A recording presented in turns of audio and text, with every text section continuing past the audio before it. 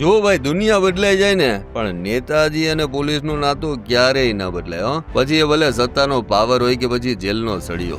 આ દ્રશ્ય જુઓ, અમદાવાદના બહેરામપુરા વોર્ડના કોંગ્રેસના ઉમેદવાર તસ્લીમ આલમ તિમિરજી જેઓ ફોર્મ ભરવા પહોંચ્યા છે ને અંદાજ જુઓ ભાઈ, આગળ પાછળ પોલીસ છે.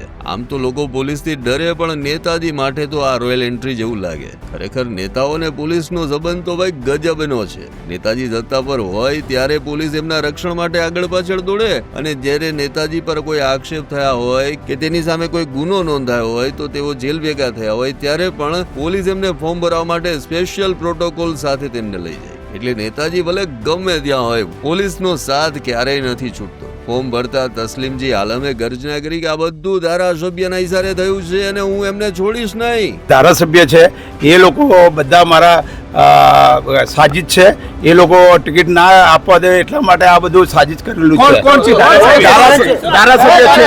હવે નેતાઓ વચ્ચેની આ લડાઈમાં પોલીસ બિચારી વચમાં સિક્યુરિટી ગાર્ડ બનીને જ રહી જાય છે. તો જનતા જનાર્દન, આ છે લોકશાહીનો અનોખો નજારો. ગુનો હોય કે ગાદી, પોલીસનો જાપ્તો નેતાજીની શાન હોય છે. ત્યારે આ અંગે તમારું શું કહેવું છે? હજુ સુધી તમે અમારી ચેનલને સબસ્ક્રાઇબ નથી કરી તો અત્યારે જ ન્યૂઝરૂમ ગુજરાતને સબસ્ક્રાઇબ કરો, ફેસબુક અને ઇન્સ્ટાગ્રામ પર ફોલો કરો.